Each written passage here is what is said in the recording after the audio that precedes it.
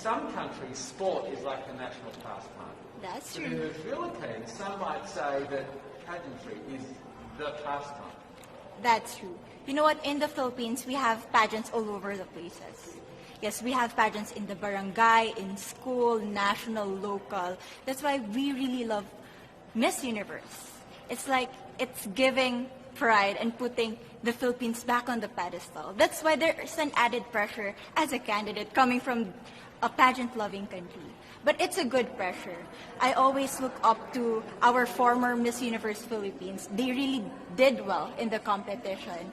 And now this is my time to show who I am, to offer what RABIYA can show to the rest of the universe.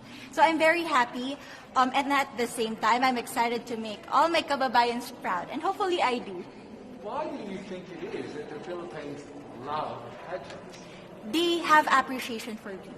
We do love pageant because we used to think that we wanted to be included in the world, I have to be honest, in the Philippines, my skin color used to be not the standard of beauty. I was obsessed whitening my skin because these are the kinds of beauty queen we see on the mainstream.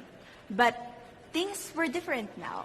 That's why I'm very proud to be a morena. In the Philippines, we call it morena. It's brown skin girl. And to be able to represent, my color, my identity as a true Filipina. Tell me about your journey to being crowned Miss Philippines. That, in a world that, in a country, I should say, that loves pageants. That must have been a very intense process. Tell me about, your journey to being Miss Philippines. Well, my journey was crazy. You know what? I started to be a dark horse. Nobody noticed me. Nobody knows I was in the competition up until the preliminary and the coronation night. And when I won, I received different comments. Of course, there were people who didn't expect me to do well, who think that I cheated. That's why I need to redeem myself in Miss Universe. I really need to do well in this competition.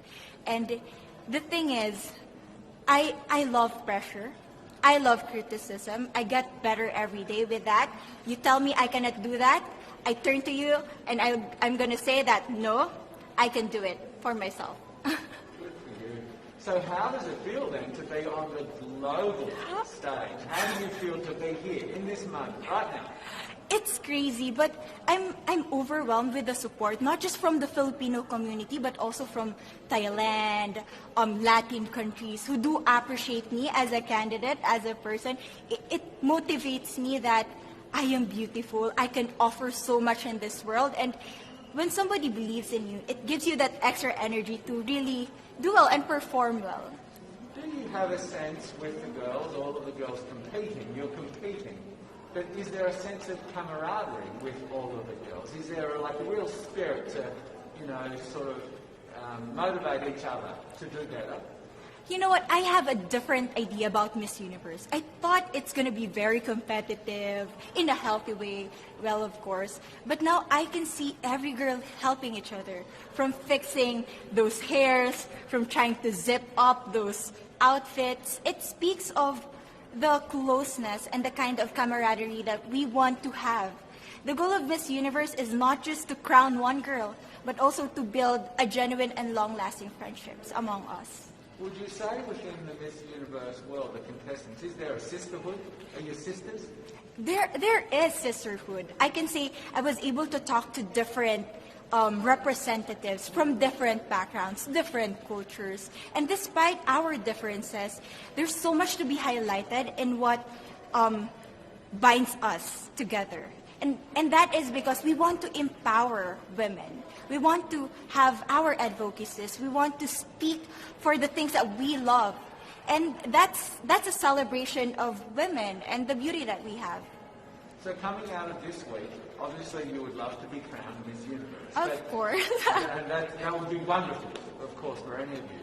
But what else will you take out of this week? What do you think you'll feel at the end of this week, regardless of the result? How will you be a different person? It's the growth and the development that I was able to have during preparing for this dream. I will be honest, there was a moment that I lost my identity. because I was put under pressure. I was in that position in which I feel like I'm not good enough. I'm not a good representative of my country, but I was able to bounce back stronger. And if I was able to do that for Miss Universe, I will be able to do that in life. That is my greatest takeaway from Miss Universe. Okay, so the Philippines have a huge amount of fans. Yes. I want you to give us a little bit of a message to the fans here and at home. But send a message. What would you say to all the fans in the Philippines? To all my fans from the Philippines and from all over the world, maraming salamat po. Thank you so much for loving me and for believing in me.